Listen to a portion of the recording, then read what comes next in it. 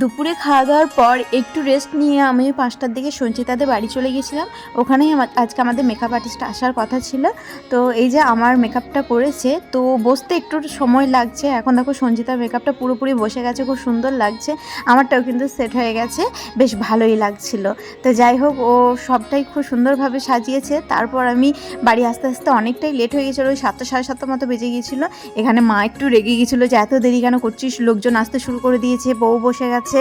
তো এদিকে আমার ভাই, তারপরে ছোট মামিমা, ছোট মামা সবাই চলে এসছে, মেজো মামাও চলে এসছে। এদিকে আমার বাবান সোনা খুব সুন্দরভাবে রেডি হয়ে গেছে। এদিকে দিদির মেয়ে, বৌদি, দিদি সবাই কিন্তু রেডি হয়ে গেছে। চলো এখন রিসেপশন স্টেজের দিকে যাই। গোলাপি খামটা এনেছি, কাছে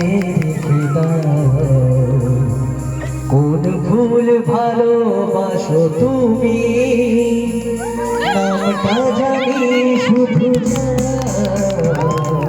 কিনাকে ডাকবো তোমাকে,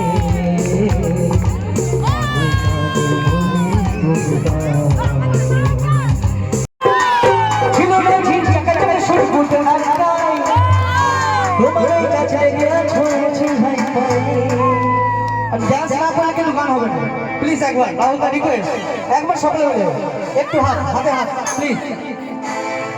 মাই লাভ ইউ আর মাই লাভ, দিবানা তোমার প্রেমে এনেছি গোলাপ, রিসার্চের পাশে লাভ লাভ লাভ লাভ, রিসার্চের পাশে লাভ রিসার্চের পাশে লাভ লাভ লাভ লাভ,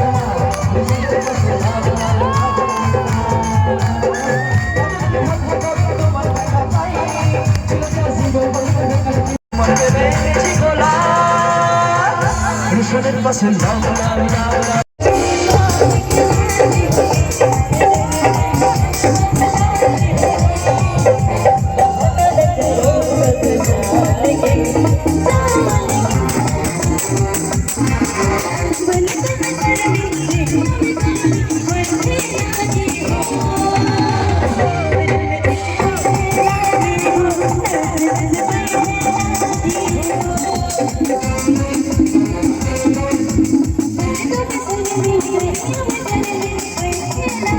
এখন বাজে রাত্রি 12:30। অনুষ্ঠান কমপ্লিট হয়ে গেছে। নেচে কুদে আমরা এতটাই ক্লান্ত হয়ে গেছি, তাই একটু বসে জিরিয়ে নিচ্ছি।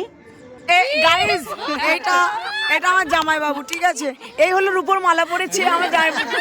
আজ আমি জুম করে সঞ্চিতা, মিস সঞ্চিতা বিগত এই গাইস, এইটা আমি জামাইবাবুকে গিফট করেছি। কেমন হয়েছে তোমরা জানিও। খুব ভালো হয়েছে, জামাইবাবু বলছে খুব ভালো।